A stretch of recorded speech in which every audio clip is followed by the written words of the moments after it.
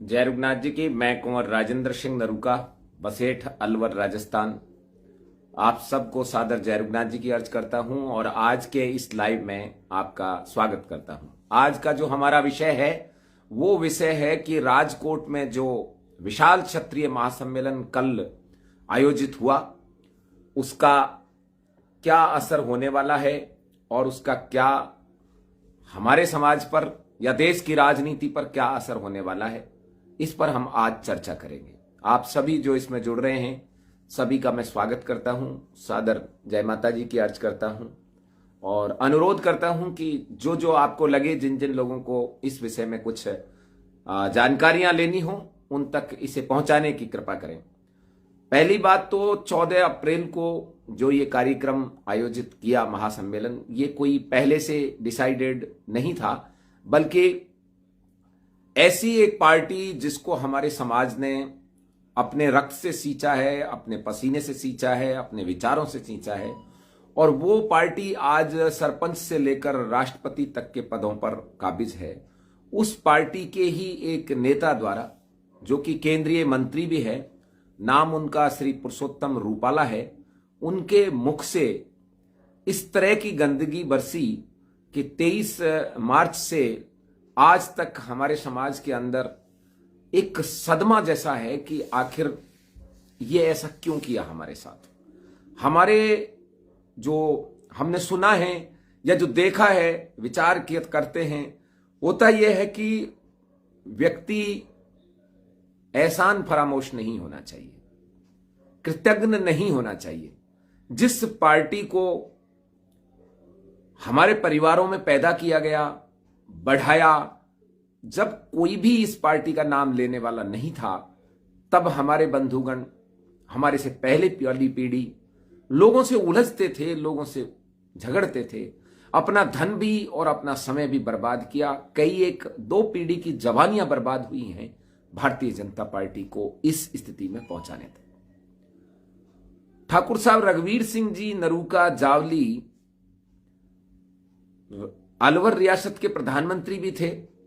उनके घर में पहला ओटीसी शिविर लगा था जबकि देश पार्टीशन के दौर से गुजर रहा था, और उस ओटीसी शिविर में आरएसएस के में गुरुजी मालवांकर जी स्वयं उसके शिविर प्रमुख थे, और आदरणीय वाजपेयी जी, आडवाणी जी जैसे बड़े जो बाद में इस देश की उन्होंने दिशाएं तय की हैं, वो लोग साधारण स्वयंसेवक थे। उस शिविर के अंदर जो मेरे अपने घर में लगा है, क्योंकि बसेठ और जावली एक ही परिवार है, एक ही फैमिली है।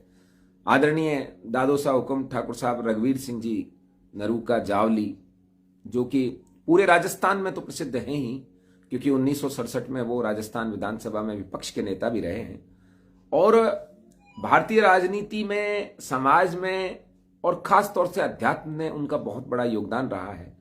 मैं उनको आज नमन करना चाहता हूं। उनके घर में पहला ओटीसी शिविर लगा था, और उस ओटीसी शिविर के अंदर जो बाद में जिन्होंने भारत की दिशा तय की है राजनीति में, वो लोग साधारण स्वयंसेवक थे। उस दिन किसी ने यह नहीं सोचा था कि जिस आरएसएस को पूरे भारत में कोई नजदीक नहीं लगने देता है, क्योंकि उस समय कांग्रेस का वैसा ही प्रभाव था जैसा आज की तारीख में भारतीय जनता पार्टी का है। उस समय कांग्रेस के विरुद्ध बोलना देशद्रोह माना जाता था, देश के विरुद्ध बोलना माना जाता था, क्योंकि लोकतंत्र का एक साइड इफेक्ट है, एक माइनस पॉइंट है। इस लोकतंत्र में व्यक्ति करता क्या है, अपनी बात को सच सिद्ध करने के लिए सामने वाले की कितना ही बड़ा चरित्र हनन करता है। जबकि लोकशाही से पहले की व्यवस्था में चरित्र हनन जैसी व्यवस्थाएं नहीं होती थी।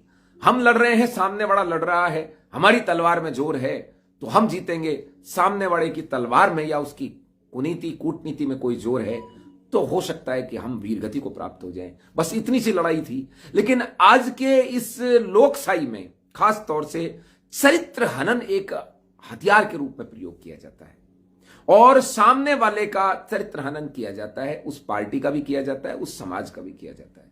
तो मैं यहां पुनः अपनी बात पर आता हूं कि आदरणीय बाबूसा रघुवीर सिंह जी का मैंने इसलिए उदाहरण दिया था कि इस भारतीय जनता पार्टी जिससे बनी है उसका नाम भारतीय जनसंघ था, और जो भारतीय जनसंघ जिससे बना था उसका नाम आरएसएस है, जिसको लोग राष्ट्रीय स्वयंसेवक संघ भी कहते हैं। इस आरएसएस की स्थापना, इसका पलन, इसको पैदा करना हमारे परिवारों में, आपके परिवारों में हुआ है। और हमने, हमारे पूर्वजों ने, हमारी पिछली पीढ़ी ने बिल्कुल नहीं सोचा था कि एक दिन ऐसा आएगा कि जो कांग्रेस कर रही है हमारे साथ, ध्यान दें इस बात का, उस समय कांग्रेस हमारे साथ चरित्र हनन का काम कर रही थी। सामंत शब्द को वहां गाली की तरह प्रयोग किया जाता था। हां, उनकी कोई भाषण शुरू नहीं होता था कांग्रेसियों का कि हमको गाली देने से वो चालू होते थे और हमको गाली देने से ही बंद करते थे। एक दौर ऐसा भी आया था कि हमारे लोग जो कांग्रेस में सम्मिलित थे वो वहां बैठकर ताली भी बजाते थे।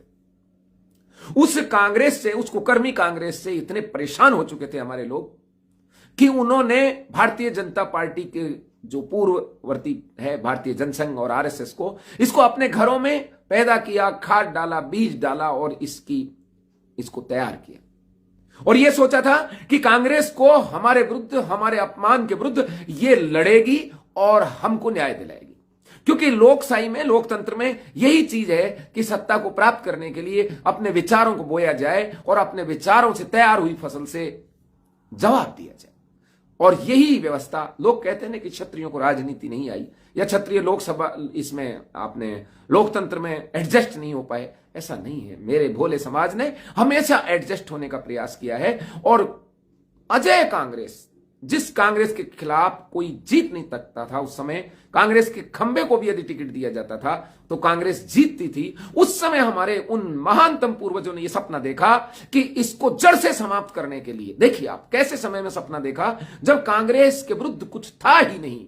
कांग्रेस इंदिरा इज इंदिरा जैसी पोजीशन में आ चुकी थी। तब हमारे महानतम पूर्वजों ने इस वर्तमान भारतीय जनता पार्टी की पूर्ववर्ती जनसंघ की पूर्ववर्ती आरएसएस को पैदा अपने घरों में किया और कांग्रेस से झगड़े मोल लिए, कांग्रेस से लड़े, आपातकाल झेला, हमारे संचित निधियां, हमारे घरों पर ताले लगे। हमारे जो उस समय के लीडर थे, चाहे वो राजमाता गायत्री देवी जी हों या युवराज प्रताप सिंह जी हों, उन सबको इमरजेंसी के बहाने जेल में डाला गया इस आरएसएस और भारतीय जनता पार्टी को पैदा करने और इसको पालन पोषण करने के लिए। और यही विचार उन पूर्वजों ने, उन व्यक्तियों ने, उन महानुभावों ने समझा था कि जिस दिन आरएसएस और ये जनसंघ सत्ता में आएंगे उस दिन कांग्रेस से हमारा बदला एक एक करके ये लेंगे। उन्होंने सपने में भी नहीं सोचा था कि इसी पार्टी के नेता नरोत्तम मिश्रा जैसे लोग होंगे जो क्षत्रियों को गाली देने का बहाना ढूंढेंगे। इसी पार्टी में बिसाऊलाल साहू जैसे गंदे लोग होंगे जो क्षत्रियों को गाली देने का बहाना सोचेंगे। और पुरुषोत्तम रूपाला जैसे की तो उन्होंने कभी कल्पना भी नहीं की होगी कि जिन राजा महाराजाओं के राजमहलों में आरएसएस के शिविर लगा करते थे और जिन राजा महाराजाओं के ये जनसंघ और भारतीय जनता पार्टी पली बढ़ी, वही लोग किसी एक वर्ग विशेष का, चाहे वो कोई सा भी वर्ग हो, उसकी बढ़ाई करते समय हमको गाली देंगे, हमारे पूर्वजों को गाली देंगे, हमारी सभ्यता और संस्कृति को गाली देंगे, दुनिया की सर्वोच्च डीएनए वाली कौम को गाली देंगे। क्यों है सर्वोच्च डीएनए वाला कौम? मैं आपको बताता हूं। वो अवध ओझा है, क्या नाम है उनका, कुछ चलता है, वो क्लासेज लेते हैं, तो वो कहते हैं कि रावण युद्ध में मरा और विभीषण से मंदोदरी ने शादी कर ली। हालांकि मैं इन चीजों की कोई पुष्टि नहीं करता, मेरी जानकारी में ये नहीं है, लेकिन वो कह रहे हैं, मैंने एक उनकी क्लिप देखी थी, आपको भी शायद कभी देखने को मिली हो, कि रावण मरा, उसकी पत्नी ने विभीषण से शादी कर ली, बाली मरा, उसकी पत्नी ने सुग्रीव से शादी कर ली, लेकिन राम का बेटा, राम का भाई लक्ष्मण बेटा बनकर रहता है और माता सीता को माता मानता। ये परंपरा किस घर में है? इसको मापने में दिक्कत हो रही है आपको पता नहीं चल रहा कि भाभी किस परिवारों में मां मानी जाती है। मेरे परिवार में मानी जाती है, आपके परिवार में मानी जाती है, क्षत्रिय परिवारों में मानी जाती है। भाभी मां होती है। मां में और भाभी में कोई किसी प्रकार का अंतर क्षत्रिय परिवारों में नहीं होता है। यदि किसी के ईश्वर ना करे मां नहीं होती तो वो अपनी भाभी का आंचल पी करके घोड़ी पर चढ़कर ब्याहने जाता है। यदि मेरी इस बात से सहमत नहीं हो तो कोई यहां कमेंट करके बताए कि क्या क्षत्रिय जब उसकी मां नहीं होती और वो घोड़ी पर चढ़ता है, बींद बन के जाता है, बींदनी लेने जाता है, वो किसका आंचल पीता है जब उसकी मां नहीं होती? या तो काकी का पिएगा। आपको हंसी आएगी भगवान राम जी, क्योंकि ये ऐसी जो चीजें हैं ना, ये आपकी कल्पनाओं से परे हैं। आपके यहां तो भाभी को कुदृष्टि से देखा जाता है, इसलिए आपको तो ये कल्पना लगेंगी, आप तो बीच बीच में ऐसे ही मुंह फाड़ेंगे, लेकिन ये हकीकत है। क्षत्रिय परिवारों में भाभी मां और बड़ा भाई पिता होता है, वो चाहे राजेंद्र सिंह नरूका हो और चाहे वो लक्ष्मण जी सूर्यवंशी हो। इसमें आज तक किसी प्रकार का कोई फर्क नहीं आया है, और जिन प्रकार परिवारों में ये नहीं रहा उन परिवारों को बाहर भी कर दिया जाता है, 1 मिनट के लिए भी क्षत्रियों में नहीं रखा जाता। ऐसी महानतम सभ्यता जिसमें गलत काम में पति तक का सर काट देने वाली छत्राणियां हों।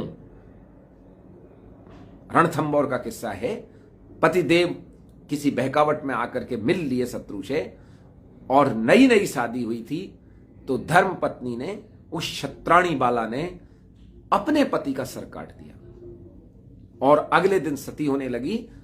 तो हमीर चौहान ने पूछा कि हे देवी, जब तुम्हें पता है कि यह देशद्रोही था तो इसके साथ सती क्यों हो रही हैं? तो उन्होंने कहा, वो मेरा कुल और देश के प्रति फर्ज था, और ये मेरा मर्यादा के प्रति फर्ज है कि ये कुल द्रोही था, जाति द्रोही था, देशद्रोही था, लेकिन ये मेरा पति था, इसके साथ सती होना मेरा व्यक्तिगत कर्तव्य है। ऐसी महानतम परंपरा, जहां शत्रु को आपकी एक झलक नहीं दिखे, उसके लिए अग्नि को प्रज्वलित करके, उसी अग्नि जिसमें फेरे लिए जाते थे, उसी अग्नि में प्रज्वलित करके यदि साका हो गया तो वो छत्राणियां जौहर कर जाती। ऐसी महानतम सभ्यता के लिए यदि रूपाला जैसे गंदे आदमी के मुंह से गंदगी निकलती हो कि रोटी बेटी का व्यवहार कर लिया, इससे ज्यादा शर्मनाक कुछ नहीं हो सकता।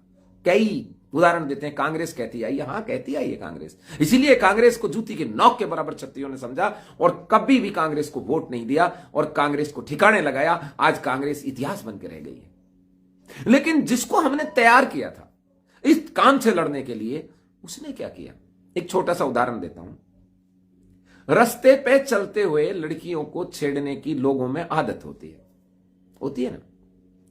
हमारी बहन बेटी जाती है, अकेली जाती है, लोग उसको घूरते हैं, फप्तियां कसते हैं, कमेंट कसते हैं। मान लीजिए इसे देखकर हमारे दिमाग में यह आता है कि आज तो मैं जवान हूं, युवा हूं, मैं कल वृद्ध होऊंगा, मैं अपने एक बेटे को तैयार करूं जो मेरी बहन बेटियों की रक्षा करे, और उस बेटे को हम चरा पिरा के खिला के तैयार करते हैं, और रास्ते में लोग छेड़ते हैं। इससे देखकर जिस बच्चे को हमने तैयार किया, ध्यान देना, जिस बच्चे को हमने तैयार किया, वो भी यदि अपनी बहन बेटियों के आंचल खींचने लगे, तो मुखिया के तौर पर आप क्या करोगे?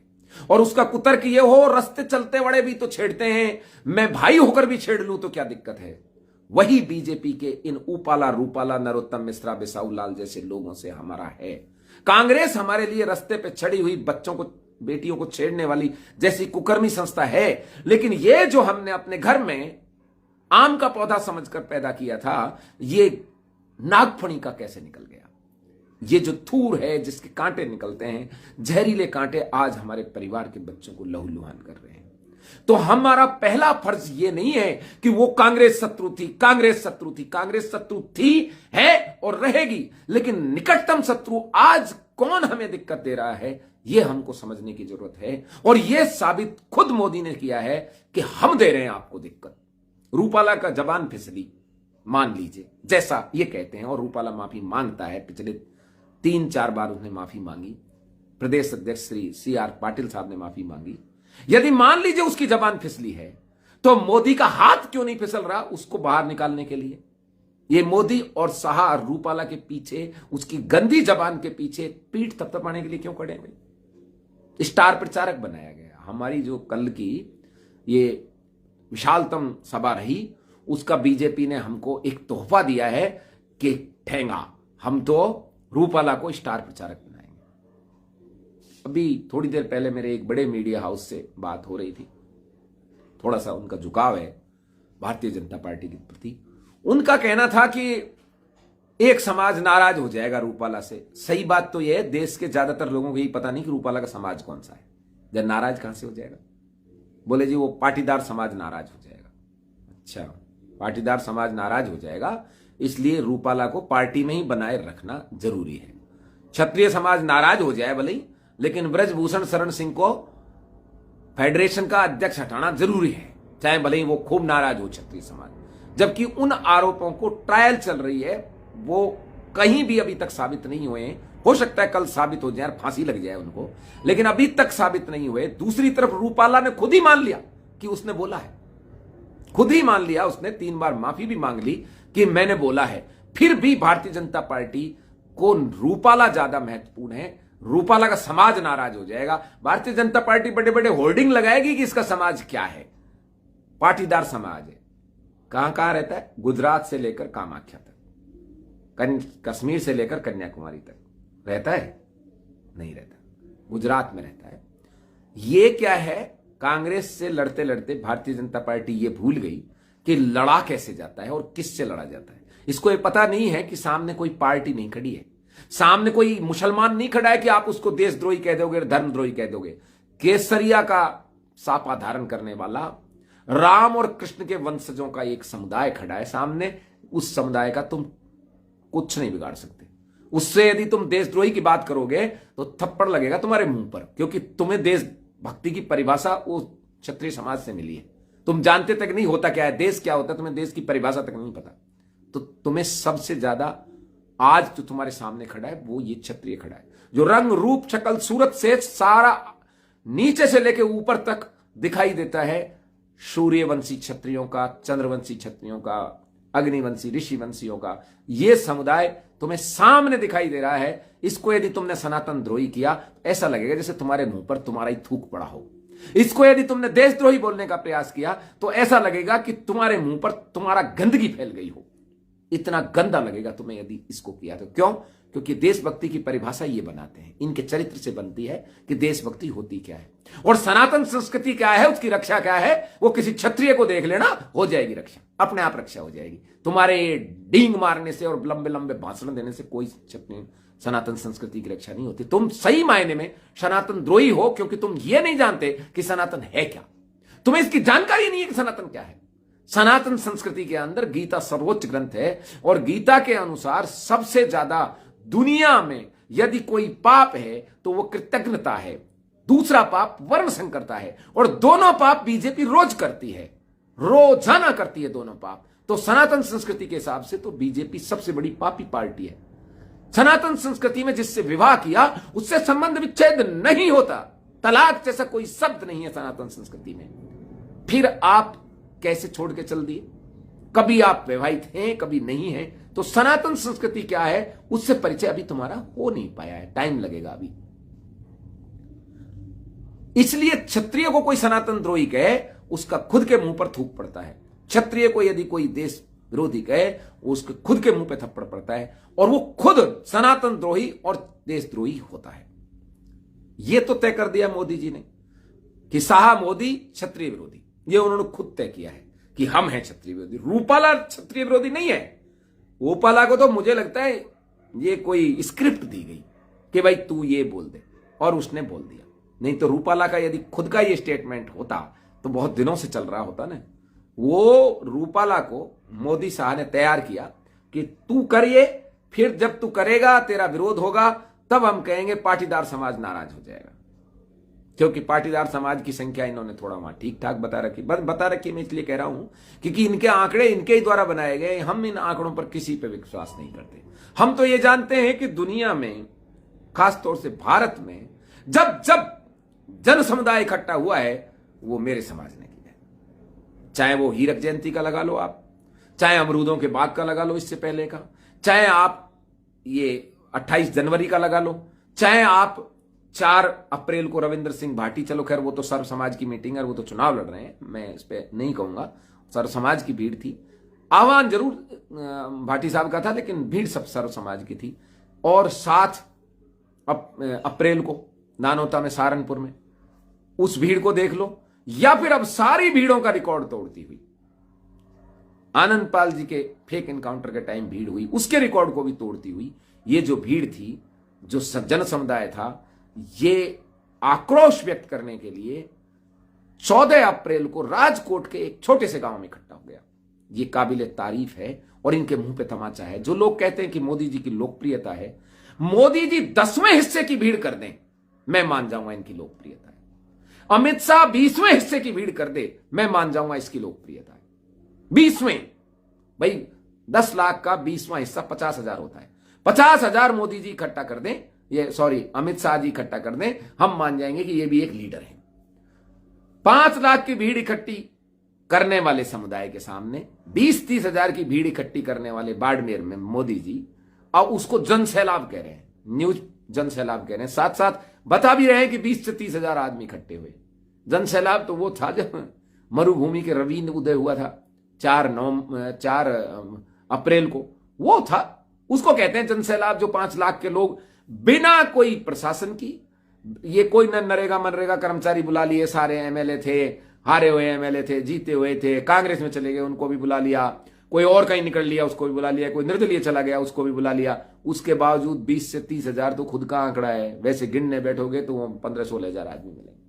यही इनका साहेब की भीड़ का आजकल यही आंकड़ा चल रहा है। कूच बिहार में भी 15 से 16 हजार से ज्यादा इकट्ठे नहीं कर पाए, और धुर पश्चिम इसमें बाड़मेर में भी उन पे 20 हजार 15 हजार से ज्यादा इकट्ठे नहीं हुए। इनको फेक लोकप्रियता का ताज पहनाया जा रहा है, लोकप्रिय है, लोकप्रिय है। मैंने एक बार कहा था, याद हो तो आपको, कि ये लोग कह रहे हैं मोदी है मुमकिन है, मोदी है मुमकिन है, कि मोदी जी जितने योग्य हैं उतना योग्य कल पैदा हुआ क्षत्रिय जन्मजात है। तो लोगों को चिढ़ लगी, अच्छा नहीं लगा। अब ये रविंदर सिंह जी भाटी राजनीति में सही मायने में कल ही पैदा हुए हैं ना, हुए हैं कि नहीं हुए? उस बच्चे के अंदर इतनी ताकत है कि मोदी जी से 20 गुना ज्यादा भीड़ इकट्ठी करता है, और अपने आप उनके नाम से चली आती है। क्या यह साबित नहीं हो गया? और अभी तो शुरुआत है, बस क्षत्रिय मान ले कि उसके अंदर योग्यता है। क्षत्रिय की ही दिक्कत चल रही है, उसी को नहीं लग पा रहा है कि उसके अंदर योग्यता है। वो अपनी शक्ति को बिल्कुल हनुमान जी की तरह भूला बैठा है, कतई मानने के लिए तैयार नहीं कि वो शक्तिशाली है। बहुत से लोगों को तो यह लग रहा है कल वो मर जाएंगे यदि बीजेपी हार गई तो। बहुत से लोगों को, बहुत से कई क्षत्रिय ऐसे जिनको दिमाग में यह जाता है कि कल हम मर जाएंगे यदि बीजेपी हार जाएगी तो। जबकि हकीकत यह है कि यदि ये रूपाला के बाद बीजेपी जीवित रही तो तुम्हारा वोट गिना नहीं जाएगा। आदरणीय महावीर सिंह जी सरवड़ी साहब की इस बात से मैं सहमत हूं कि तुम्हारा वोट इस बार भारतीय जनता पार्टी को देने के बाद भी गिना नहीं जाएगा मेरे भाई। ये काउंटिंग में नहीं है तुम्हारा वोट, तुम दे लेना भले, लेकिन इतनी चीज तो हम जैसे और हमारे भाइयों ने ये फैलाई दी है कि तुम वोट भी दोगे तो उसे बीजेपी गिनेगी नहीं कि भारतीय जनता पार्टी को वोट गए। अब तुम्हारे हाथ में, तुमको देना है तो दे लो, कोई बड़ी बात नहीं है। काउंटिंग में नहीं हो तुम, काउंटिंग में आपका वोट इस बार नहीं है, चाहे आप दो चाहे मत दो, आपकी मर्जी है। इस बार भारतीय जनता पार्टी को मिलने वाले वोट में यह माना जाएगा कि क्षत्रिय का एक भी वोट नहीं है। उसके बावजूद भी आपको देना है, आपकी मर्जी, कोई मैं मना नहीं कर रहा आपसे बोलने। अब रही बात इसकी कि जब हम कोई आंदोलन करते हैं तो हम अनाप शनाप बकते हैं, इस पर रोक होनी चाहिए। कोई कहता है हमारे राजनेताओं को पद छोड़ देना चाहिए, कोई कहता है कि सरकारी सेवाओं में नौकरी वालों को आह्वान करो कि वो नौकरी छोड़ के आ जाएं। ये क्या है भाई? ये गलत है। हमारा कोई भी व्यक्ति जहां है, जिस जगह पे है, वो वहीं मजबूत रहे, ये हमारा अल्टीमेट गोल है। इसलिए उन्हें उनका काम करने दें और सामाजिक लोगों को सामाजिक का काम करने दें।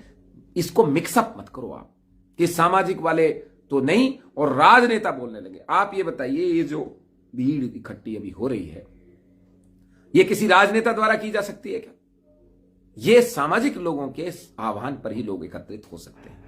राजनेताओं के लिए, एक व्यक्ति के लिए लोग आ सकते हैं, आंदोलन कर सकते हैं, या फिर आपके पास ऐसा कोई फोरम हो। वर्तमान समय में अभी आपके पास ऐसा कोई फॉर्म नहीं है, इसलिए आपको अपना आक्रोश व्यक्त करने के लिए इस लावे को उबालने की जरूरत है। कई लोग कह रहे हैं कि इसके बावजूद भी रूपाला का टिकट नहीं कटा तो क्या होगा, इस पर अभी हम चर्चा करेंगे। वैसे व्यक्तिगत रूप से मैं ये चाहता हूं कि रूपाला का टिकट अब ना कटे, क्योंकि यदि रूपाला का टिकट ना कटा तो ये क्षत्रिय अपनी शक्ति को पहचान जाएगा, और यदि कट गया उसका टिकट तो ये कल से धन्यवाद यात्रा शुरू कर देंगे। थैंक्स मोदी जी, धन्यवाद, आभार, आपने बहुत अच्छा किया, ये काम कल से चालू कर देंगे। इसलिए ये टिकट भी रहे इसका, और इनको आप अपनी ताकत भी दिखाओ, और अच्छी तरह ताकत दिखाओ। और केवल गुजरात तक ये ताकत नहीं, पूरे देश में ये ताकत दिखानी पड़ेगी। आपको दिखाना पड़ेगा कि हमारा खून एक है, हमारा रक्त एक है, हमारे पूर्वज एक हैं, हम सब एक डीएनए से बंधे हुए हैं। और रूपाला ने जिसको गाली दी वो ऐसा नहीं कहा था कि गुजरात के दरबार ऐसा करते हैं, ऐसा नहीं कहा, बल्कि उसने कहा था कि राजा रजवाड़ों को ने ये व्यवहार किया था, तो राजा रजवाड़े आपके भी हों, आप भी उन्हीं ब्लड से आए हों, तो आपको विरोध करने का बनता है। और बाकी यदि आप राजा रजवाड़ों के ब्लड से नहीं बने हों, कहीं बीच में से टपक गए हों, या अभी आजकल ही क्षत्रिय बने हों, तो आप जो कर रहे हैं वो करते रहें, कोई दिक्कत नहीं। जिसके खून में, जिसका खून शुद्ध होगा वो ये बात नहीं सुनेगा और विरोध करेगा, और स्वतः विरोध करेगा, और इसी तरीके से जैसे वहां पहुंचा वैसे हर जगह विरोध करेगा। इसका रिजल्ट भी 4 जून को ईवीएम को खोलने पर देखा जाएगा। एक और बात है कि लोग कहते हैं कि ईवीएम में गड़बड़, ईवीएम में गड़बड़। व्यक्तिगत रूप से मैं अभी तक ऐसा नहीं मानता हूं कि ईवीएम में ये गड़बड़ कर पाते हों। ये लोगों के माइंड में गड़बड़ कर रहे थे, और खास तौर से हमारे क्षत्रियों के माइंड में ये गड़बड़ थी कि इनको वोट देना धर्म का साथ देना, देशभक्ति का साथ देना है। जो राम को लाए हम उनको लाएंगे, ऐसा लग रहा था हमारे लोगों के दिमाग में कि राम कहीं थे नहीं, कहीं चले गए थे, लंका में गाड़ दिए थे, कहीं चले गए थे, ये ले आए हैं राम को।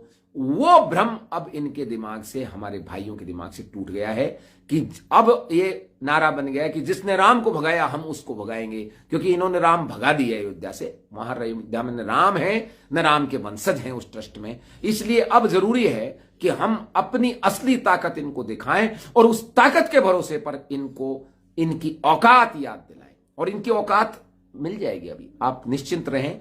ये क्या, जब कांग्रेस जैसी कुकर्मी और अजय शक्ति बन गई थी, वो उसको एक व्यक्ति ने, केवल एक वीपी सिंह ने धूल चटा दी। यहां तो हजारों हजार क्षत्रिय एकत्रित हो गए, लाखों क्षत्रिय लामबंद हैं। तो इस भारतीय जनता पार्टी की कोई औकात नहीं है कि ये हम इसको जीत नहीं पाएंगे।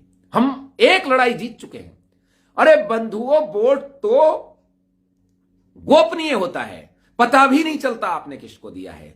ये जो छाती ठोक के क्षत्रिय एकत्रित हो रहे हैं, ये असली ताकत और असली जीत है। और ये केवल गुजरात तक सीमित रह गई हो ऐसा नहीं है। ये पूरी की पूरी उत्तर प्रदेश, पश्चिमी उत्तर प्रदेश में, ये हरियाणा में, ये बिहार में, ये असम में, ये बंगाल में, सारी जगह सीना ठोक के क्षत्रिय खड़ा है। हम इसका विरोध कर रहे हैं।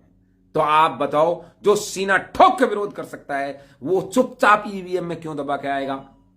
नहीं दबा सकता। जिसने सीना ठोक के विरोध किया है वो चुपचाप ईवीएम में नहीं दबा सकता। इसलिए आपको डरने की जरूरत है ही नहीं। आप लड़ाई जीत चुके हैं। सारी समस्या तो यही थी कि इन आंदोलनों में जैसे यदि हमारे फीके हो जाते तो कोई मानता नहीं।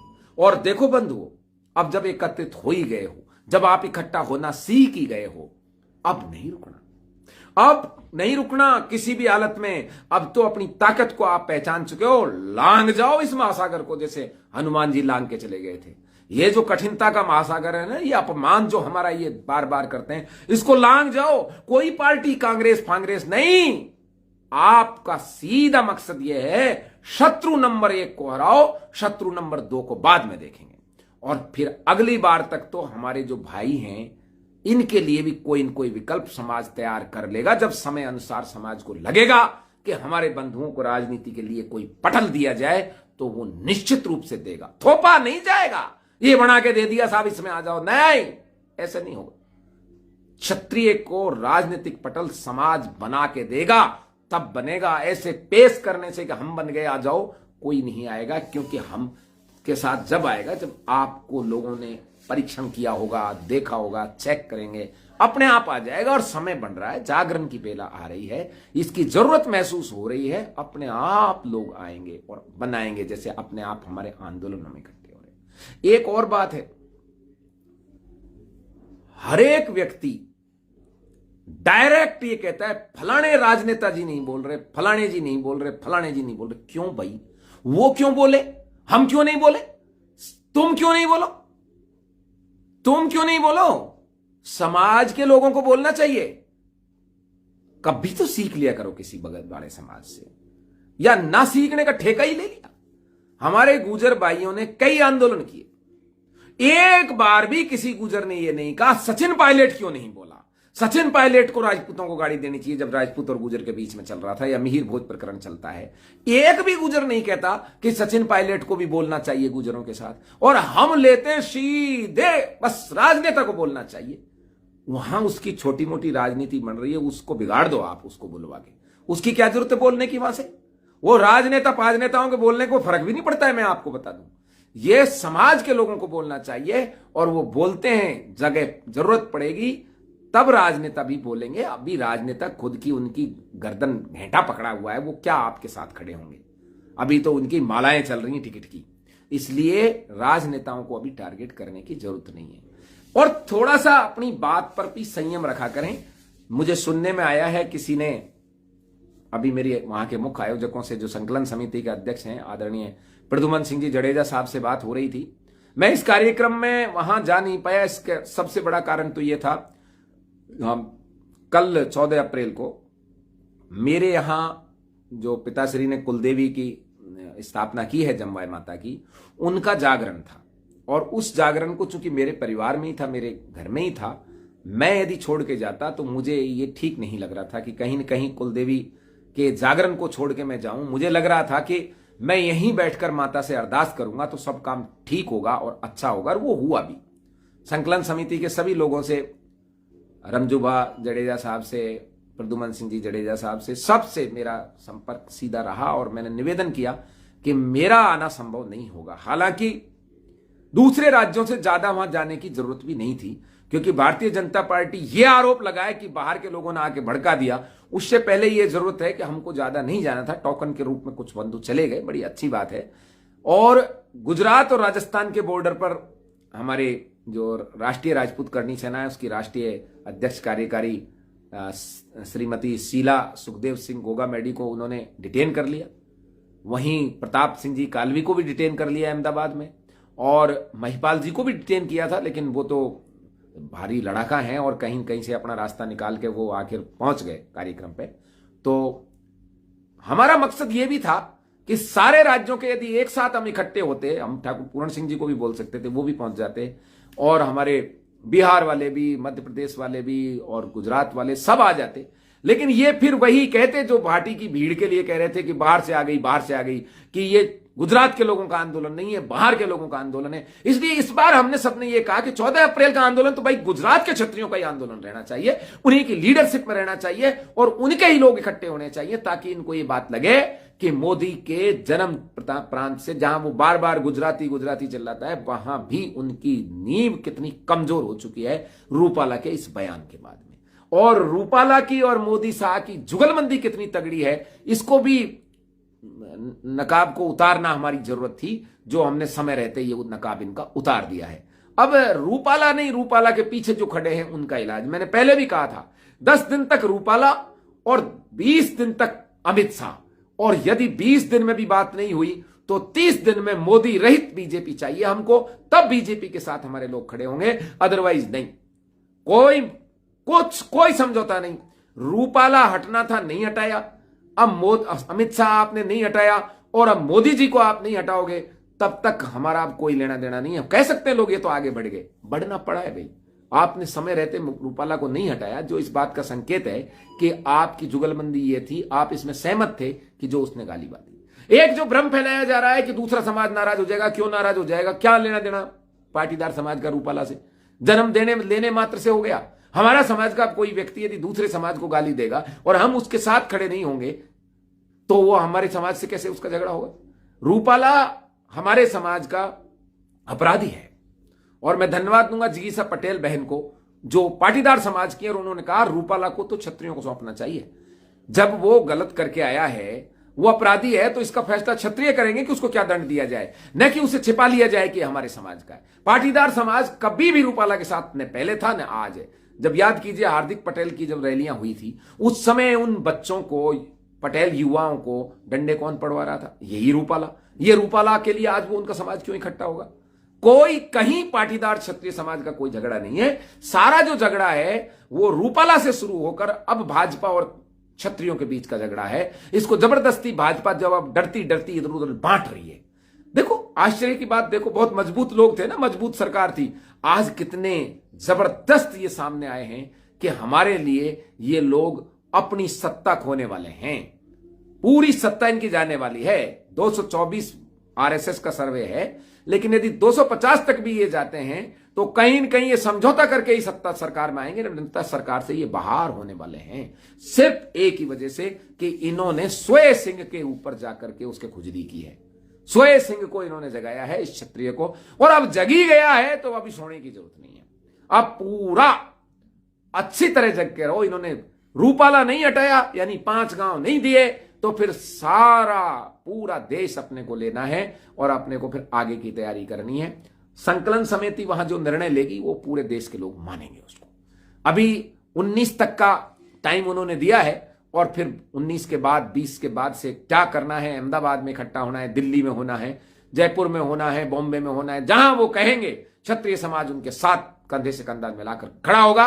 और इस बात पर फिर से कहें, अभी एक बंधु ने कोई कमेंट किया था, मेरे पास आया था कि राजऋषि राजेंद्र सिंह नरूका क्षत्रिय समाज के प्रति ज्यादा हो रहे हैं, उनके लिए तो सब समाज बराबर हैं। मेरे लिए नहीं, सभी क्षत्रियों के लिए सारे ही समाज बराबर हैं। लेकिन क्षत्रिय का जो मुक्कौन क्षत्रिय वो है जो सर्व समाज का हित करे और सर्व समाज के सम्मान की रक्षा करे। लेकिन बंधुओं, जो अपने सम्मान की रक्षा नहीं कर पाएगा वो सर्व समाज के सम्मान की कैसे रक्षा कर पाएगा। ये तो छाती ठोक के कहना पड़ेगा कि राजपूत, हाँ राजपूत, आपा लड़सा और जीता, तब जाकर सर्व समाज उस पर विश्वास करेगा। जो खुद ही ठाकुर झुका हुआ होगा, जो क्षत्रिय खुद ही डरा हुआ होगा, जो क्षत्रिय खुद ही अपमानित होगा, वो किसी भी समाज की कोई सम्मान की रक्षा नहीं कर सकता, जो खुद के सम्मान की नहीं कर सकता। इसलिए क्षत्रिय के पक्ष में, हित में अहित की बात नहीं है। ये एक नेशनल मुद्दा है कि कमजोर क्षत्रिय, देश को डूब जाएगा देश यदि कमजोर क्षत्रिय, और अपमानित क्षत्रिय सनातन संस्कृति के लिए सबसे बड़ा घातक है। क्षत्रिय का अपमान हो गया और उसने सहन कर लिया, यानी प्रतिशोध जो उसका अधिकार है, प्रतिशोध जो उसका हथियार है, प्रतिशोध जो उसका गहना है, यदि प्रतिशोध लेना क्षत्रिय ने छोड़ दिया तो क्षत्रिय रहेगा ही नहीं, माना ही नहीं जाएगा, वो अपने स्वभाव से ही भटक जाएगा। इसलिए प्रतिशोध लेना उसकी आवश्यकता है। शत्रु जैसा हो उस पर वार वैसा करना चाहिए, जैसा जिसका गाल वैसा उसका तमाचा। अभी ये रूपाला का इस तरह का लफड़ा है तो इसका इस तरीके से उत्तर देना है। हम कोई अहिंसा वाला ये जो रास्ता है इसे थोड़ी छोड़कर शस्त्र थोड़ी उठाने जा रहे हैं। मैंने पहले भी कहा था कि शस्त्र चलाना भूले नहीं है, रखे हैं, लेकिन इसकी आवश्यकता नहीं है। हमारे ऊपर शस्त्रों का प्रयोग किया जाएगा तो फिर आत्मरक्षा में चलेंगे। वो कोई भी समाज को, किसी को भी कानून सम्मत अधिकार है जो अपनी आत्मरक्षा के लिए या दूसरे की रक्षा के लिए शस्त्र उठाना, यह कानून सम्मत अधिकार है। आरोपी देती है इसको, राइट ऑफ प्राइवेट डिफेंस में ये है। लेकिन कोई सशस्त्र क्रांति नहीं की हमने और न करने जा रहे हैं। हमारे सारे आंदोलन शांतिपूर्ण है, आगे भी शांतिपूर्ण रहेंगे, लेकिन शांति कब तक रहेगी यह आप पर निर्भर करेगा। ये हम पर नहीं, इसको आप तय करेंगे कि यह शांत रहना है या फिर यह अशांत रहना है। हम दोनों स्थिति के लिए तैयार हैं। हम आप जैसा चाहेंगे उस चीज के लिए तैयार हैं। कोई हमसे एक कदम गले आके मिलता है, हम उसको पूरा अच्छी तरह गले लगाते हैं। कोई एक कदम की दूरी बरतता है, हम उससे 5 कदम दूर होते हैं। जैसा व्यवहार आप करेंगे, क्षत्रिय तो आईने की तरह वैसा ही रिजल्ट आपको देगा। इसलिए मेरा उन बंधुओं से भी निवेदन है कि राजऋषि या क्षत्रिय होने से इसका यह मकसद नहीं होता कि वो जो क्षत्रिय का मूल स्वभाव है उसको बदलते समय और ताली बजाता रहे कि अपने को क्या लेना देना। उसके मूल स्वभाव में चेंजिंग कराने की यदि कोई प्रयास करेगा तो उसका प्रत्युत्तर दिया जाएगा। आज का काफी देर हो गई, इसको आपको ठीक लगा हो इसको आगे भेजिएगा और इसी तरह से संपर्क बनाए रखेंगे। अब 19 तक देखते हैं इस पे क्या, ये ऊंट किस करवट बैठेगा। हम तो चाह रहे हैं कि इसे बरकरार रखें ताकि आक्रोश भी बरकरार रहे। जय रघुनाथ जी की।